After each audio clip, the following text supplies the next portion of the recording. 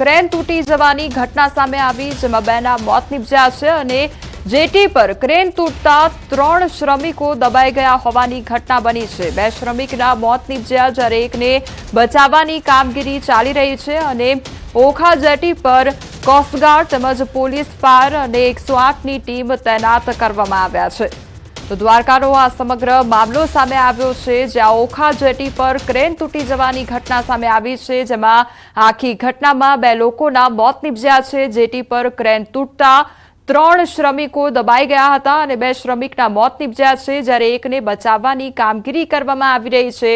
તો ઓખા જેટી પર કોસ્ટગાર્ડ તેમજ પોલીસ અને ફાયર તેમજ 108ની ટીમ તૈનાત કરવામાં આવી છે।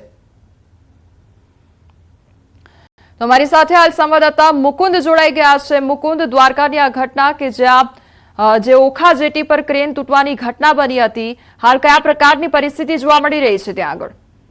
જી બિલકુલ, જે પ્રકારે વાત કરવામાં આવે તો દ્વારકા નજીક ઓખા જેટી આવેલી છે, તે ઓખા જેટી પર જે ચાલુ કામ હતું તે ચાલુ કામ દરમિયાન જે ક્રેન છે તે તૂટવાની ઘટના સામે આવી હતી અને આ જે ક્રેનની નીચે 3 લોકો જે દબાયા હતા, જેમાંથી 2 લોકોના મૃતદેહ બહાર કાઢવામાં આવે છે, જ્યારે અન્ય એક વ્યક્તિ છે તે ફસાયો હોવાની જાણકારી છે અને તેનું તંત્ર દ્વારા હાલ રેસ્ક્યુ શરૂ કરવામાં આવ્યું છે। જી મુકુંદ, અત્યારે ત્યાં સ્થળ પર કોણ કોણ હાજર છે, કેવી રીતે બચાવની કામગીરી હાથ ધરવામાં આવી છે?